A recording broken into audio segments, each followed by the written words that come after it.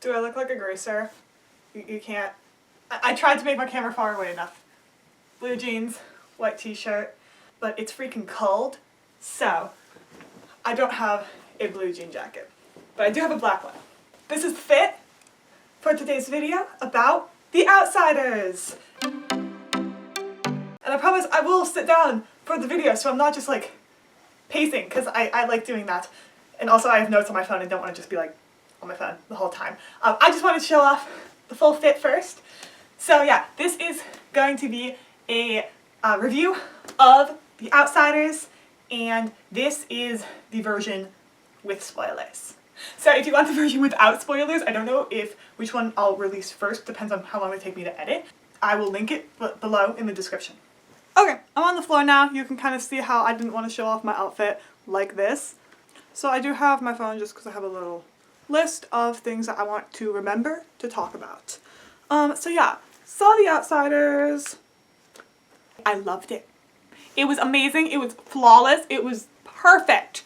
So now we're just going to talk about a bunch of things that I love. And these are in no particular order. This list is very chaotic and I'm really hoping I don't forget something. So we're just going to start talking about it. I'm not going to talk too much about the actors because I do have a separate mini short series where each video is dedicated to a different one of the actors. I've already filmed half of it. We'll also probably make a video where I break down the songs. That could be multiple videos and talk about them. So mostly we're just talking about the musical production. The first thing I wrote was about the Rumble.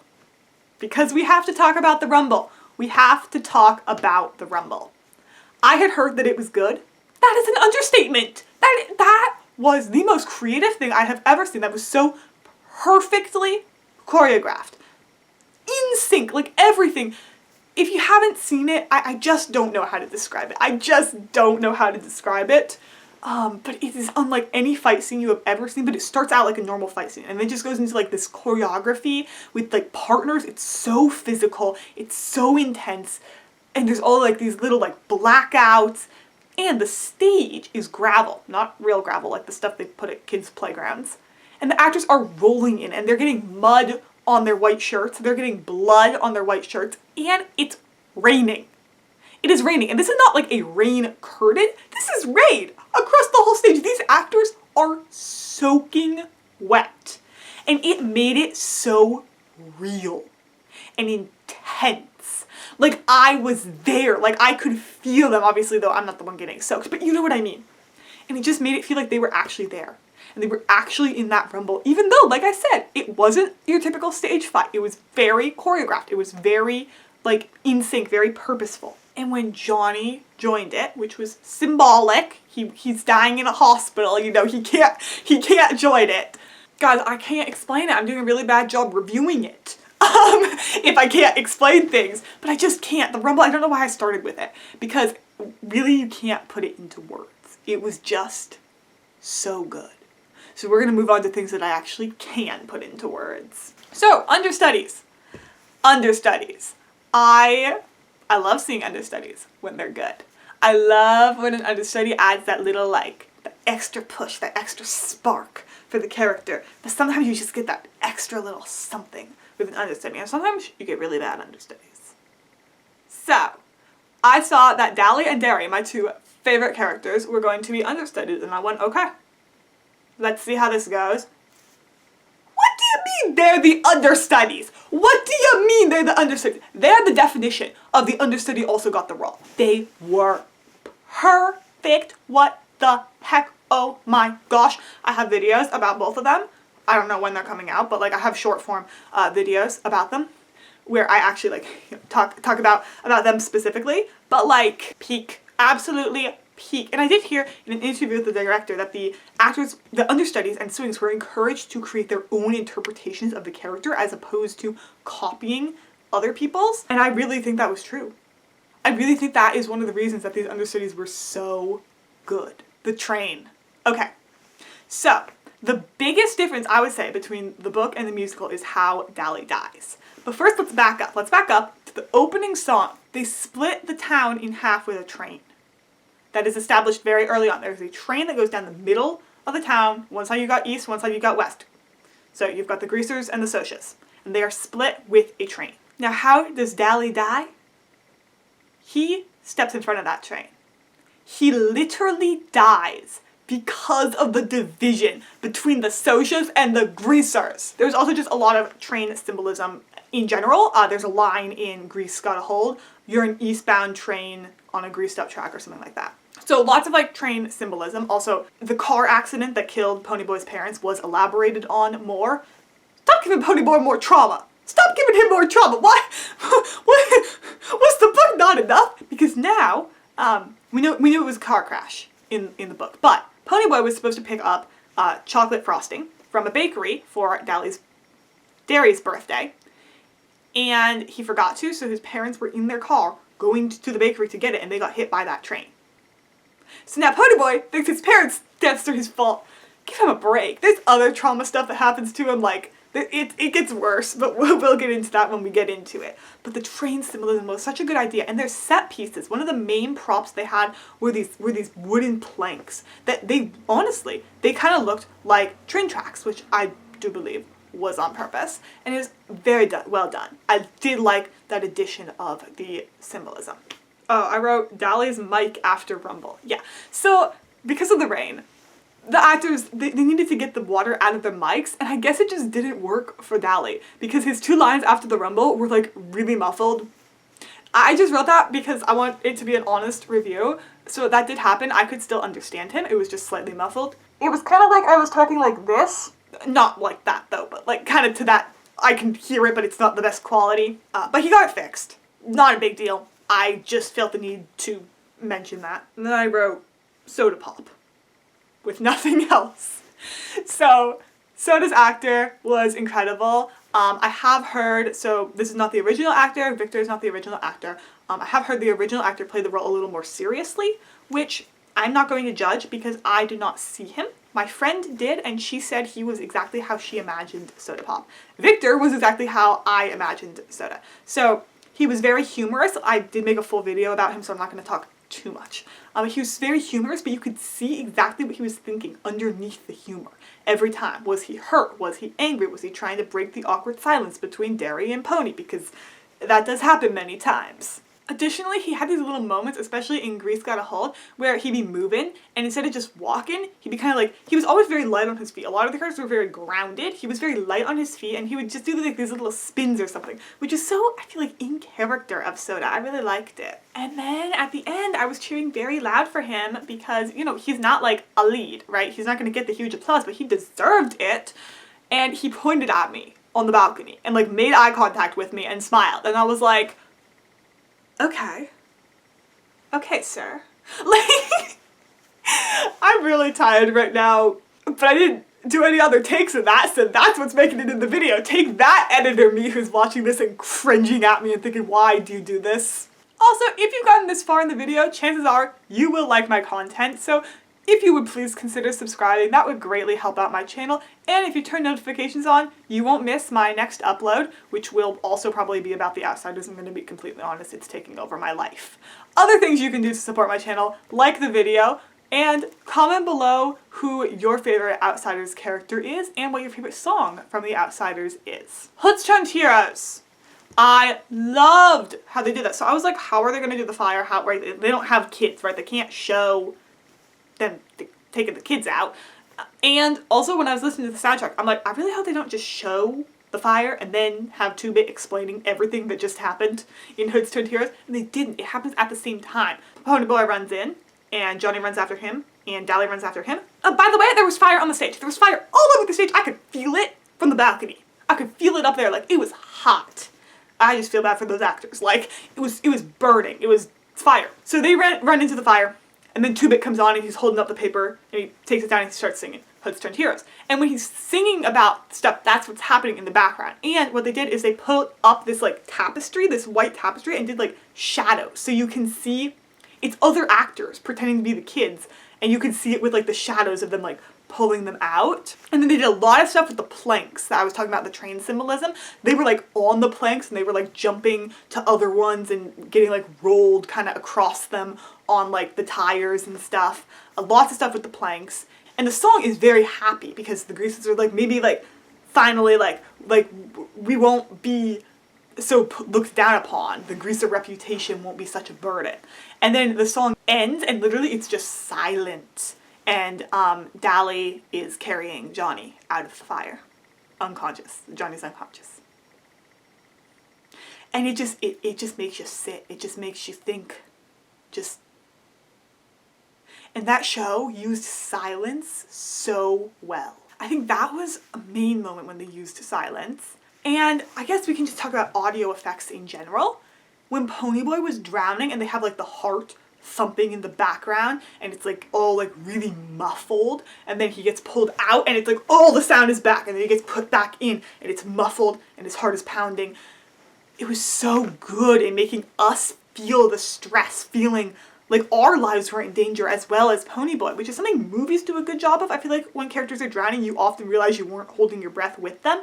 That's what I ended up doing with the musical. And then back to silence being used. At the end, there's this scene that I'll talk... Well, no, I guess we're talking about it now. So at the end, Ponyboy has been like writing in this journal and then he comes out of his bedroom. This is right after Stay Gold, which I will talk about. And Soda's like, oh, what were you writing? Like, he's trying to break this silence because they were all sitting at the table and it's really awkward. It's really silent. And Soda's trying to break the silence. He's like, what were you writing? Oh, can I read it? And, well, actually, he says, do you want to read it out loud? And Pony's like, no.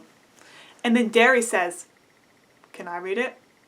And he says it so genuinely, so purely, like, he just actually wants to read it. And this is his attempt at reaching out to Ponyboy after everything that happened. Pony looks so surprised, and that just breaks my heart, how surprised he looks. And he gives the book to Derry, and Derry starts reading it, and it is The Outsiders. And then that is how the finale begins. But they played with silence really well in that scene, and just made that line from Derry, because that was kind of the first time Derry's like really talked to Pony after everything that happened. They have talked, but this is like so genuine. It was so good.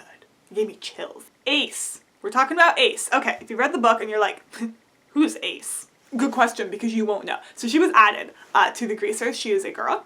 She's a girl in the Greasers. Now that's what I want to talk about, a girl being in the Greasers. Does this make sense historically, time-wise? No. I don't care. I do not care because they treated her like a girl. They weren't treating her like a guy, but they weren't treating her like how they treat Cherry or anything. No, they respected her. They respected her, but they treated her like a girl. Now I'm going to use Two-Bit as my example. He would often be kind of like flirting with her, joking with her. Soda was also. Everyone was, really. And that's what I loved, because they treated her, like I said, like a girl. Like a tough girl.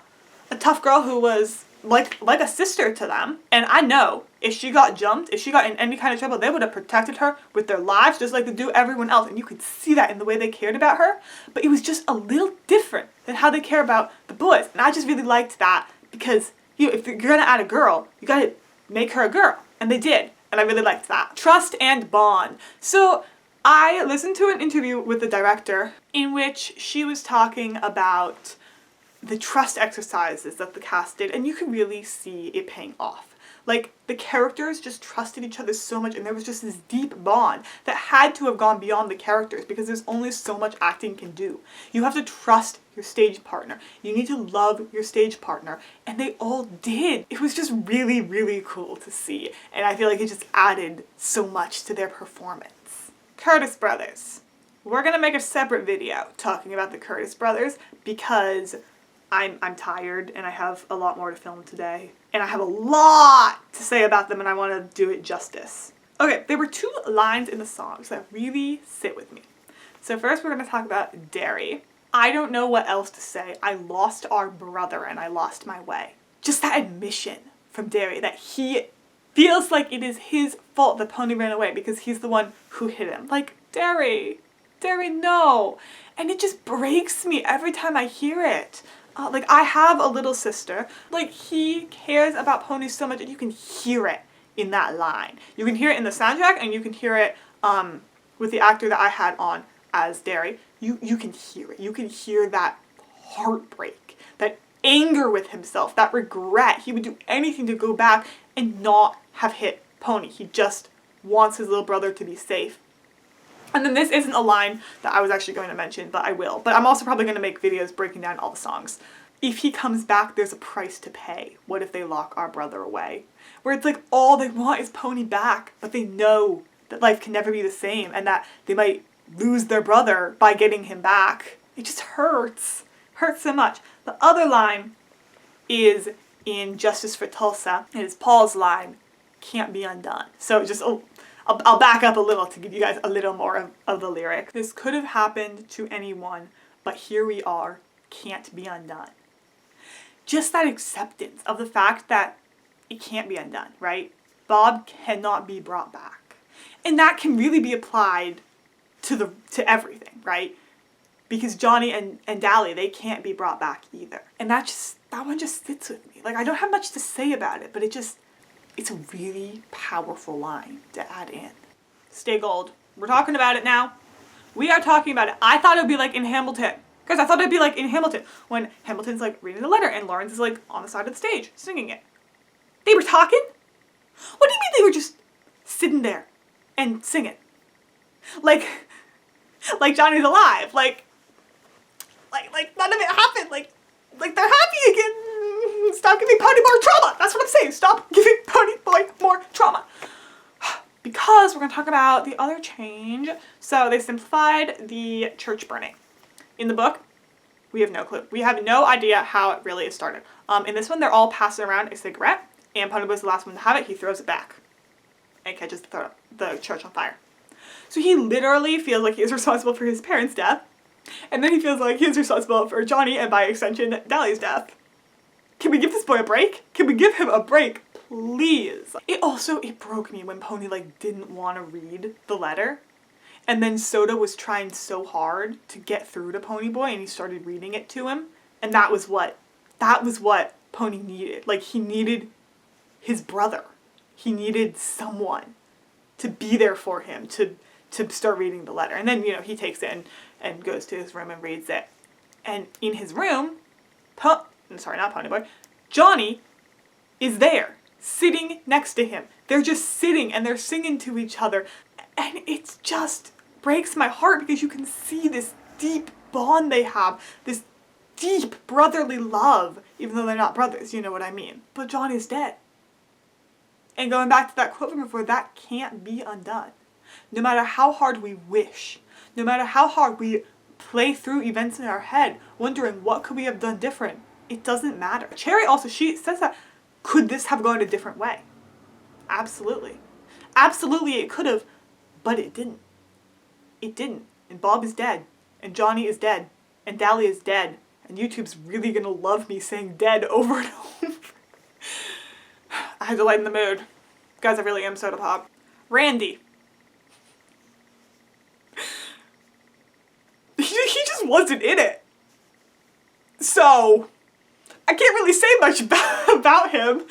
I feel like it did kind of work to give Paul a bigger role because of how Paul and Derry used to be such close friends. Guys, we're not speculating in this video. We're talking about the canon text. If you want to go read Paul and Derry fan fiction, you are more than welcome to. We are not talking about ships right now, though. Although the Outsiders has been making a lot of jokes about that on their Instagram. They're clearly feeding into it, but we are talking about what is said. So they were really close friends, and now they're not. And, they're the ones who start the Rumble. And in the musical, it even goes as far to say that Paul is the one who declares the Rumble. So I feel like by giving Paul sort of also the role of Randy, of being Bob's friend, it adds more character to him. So he's not just some random guy who, I'm pretty sure we never hear about Paul until the Rumble in the book. I could be wrong. He might have been there, but I feel like we don't hear his name. So giving him more of a character makes that more tragic. The fact that they used to be best friends and now Paul helped try to kill Ponyboy. I just wanted to talk about that, but literally, where did Randy go? Because I did actually really love that scene when Randy talks to Pony and he's like, I can't do this. I can't keep fighting like this. I'm gonna leave. And I think that they gave some of that to Cherry for Hopeless War. Which I get, you need to simplify things for a musical. You only have so much time. The audiobook we listened to was over 5 hours, right? You do not have 5 hours in a musical, and they added scenes. So let's actually talk about some of those added scenes. In order to establish Johnny's character and his home life, they added the scene where Johnny is outside of his house. His parents are inside fighting. We can hear them, and Dally comes along. And is like, hey, why are you outside? And then he's like, I'm worried that my dad is gonna kill my mom. And Dally tries to go in. He's like, I'll kill him. I'll kill your father. And Johnny's like, no, stop, don't, no. And then Dally's like, okay, but here is a switchblade. In case you need to defend yourself, here's how you use it. And then he says something along the lines of, okay, I don't have a perfect memory, of like, if you're gonna use it, you have to commit fully. Trust me, I know. So the musical went as far as to confirm that Dally has killed someone before, which we never knew in the book. He may have not, we just don't know. But he gave Johnny the knife that Johnny then used on Bob, which was so heartbreaking and symbolic, but so heartbreaking. Now, Justice for Tulsa worked way better than I thought it would. I was really skeptical of it. I wanted to know, why was a cop singing the whole song? Why not give the song to Randy? Or, okay, in this version, give it to Paul. But I think it worked, honestly. Like, I didn't think it would, but it did. So if you've listened to it and you've been like, just trust me that it works better than you would think. But the part where the cop was beating up Dally, that was so sad. Like, he's 17. He is 17 and he has so much weight. He has the weight of these two lives on his back. He is responsible for Ponyboy and Johnny, and he doesn't tell the Curtis brothers because he's trying to protect them. So that when they're talking to the cop, they can honestly say, we don't know where he is. We don't know where he is. And Dally's the only one who takes the fall, who gets beat up. And then literally punched in the face by Derry. Because Derry's like, I want to know where my kid brother is.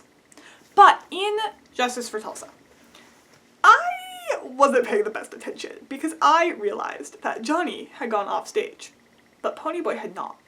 Meaning Ponyboy's hair was going to change while he was on stage, meaning I was just going to watch Ponyboy. Now, here's the stage. Ponyboy's like up here. Right, everything's happening down here and it's lit. He's like up, not lit, leaning up against the back. If you want to know how it works, he's leaning back and he's not lit. Remember, there's no lights on him, and 2-Bit is being beat up down below. So the focus should be on him. So he's like this, and he kind of just like goes like this, like what you would kind of do with your hair. I'm just trying not to mess up mine. But he takes off the first wig and he has the blonde one under it, and then he just puts it into his jacket pocket. So if you weren't paying very close attention, you would completely miss it.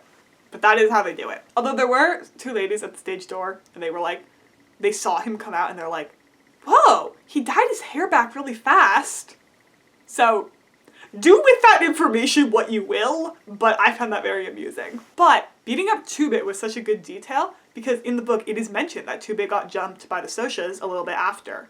So that was a really nice detail, and I like that they added it. The violence wasn't too much. It'd be so easy to make the Outsiders so just violent and gory and disgusting, but it wasn't that much. I mean, it does help that Ponyboy keeps getting knocked unconscious, and they usually end the violence when he's unconscious. But there wasn't that much blood. Like, there was a little bit during the Rumble, and there were like some like bruises and like cuts and stuff on people's faces, and then there was some when Bob was killed. But other than that, like, there wasn't a lot, and it was, they just handled the violence very, very well. And then I have a lot to say about Little Brother and Dally's death and Ponyboy's monologue after it, but I believe I will have to save that for another video because my mouth is tired from talking. Why do I talk so fast?